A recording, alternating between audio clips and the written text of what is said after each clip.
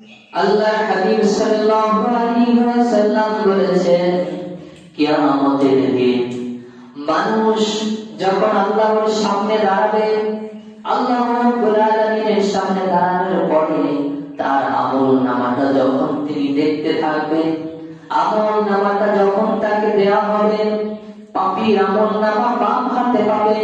কিতাবের বর্ণনা আসছে, বক্ষদেশ বিদীর্ণ হয়ে যাবে, হাতটা এখান থেকে ঢুকে পিছনে বের হয়ে যাবে। হাতটা বক্ষদেশ বিদীর্ণ হয়ে পিছনে বের হয়ে যাবে। তারপর তার আমলনামাটা বাম হাতে পাবে। তিনি কান্নাকাটি করতে থাকবে আর আমলনামা দেখার পরে তিনি বলতে থাকবেন, হায় হায়, আমি দুনিয়ার মধ্যে এমন কোন অপরাধ আমি করি নাই।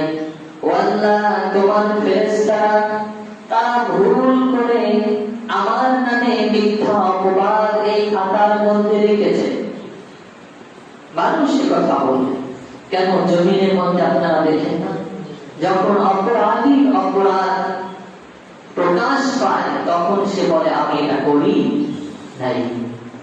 তখন মিথ্যা কথা বলে টাকা পয়সা দিয়ে সেই অপরাধকে চাপা দেওয়া হয়, ঠিক না? অপরাধকে মুছে ফেলা হয়।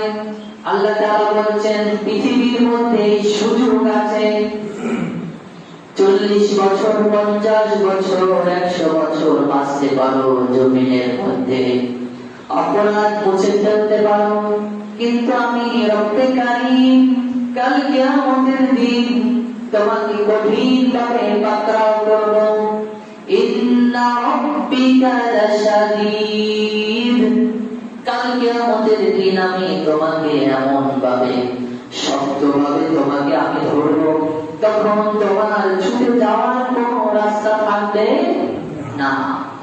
আল্লাহ তাআলা বলছেন, এক নাম্বার সাক্ষী দিবে জমিন, সেদিন তোমার বিরুদ্ধে সাক্ষী দিবে।